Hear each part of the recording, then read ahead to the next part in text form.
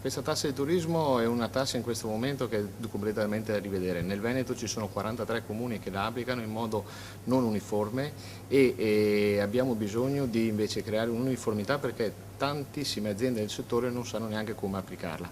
Quindi ho bisogno di rivedere tutte queste formule come la nostra proposta nazionale perché abbiamo bisogno di dare la possibilità ai comuni di incassare e che tutti i soldi entrino in un fondo per aiutare lo sviluppo del turismo. Se non siamo in grado di sviluppare questo settore tramite le tasse che incassiamo perché andiamo a ripianare dei debiti dei comuni, stiamo sbagliando completamente strada.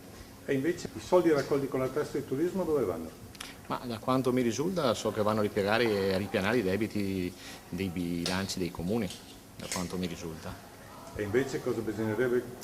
Bisognerebbe non ripianare i debiti, ma questi soldi devono essere investiti in accoglienza, in strutture, in possibilità di sviluppare questo settore portando nuovi clienti esteri nella nostra regione Veneto.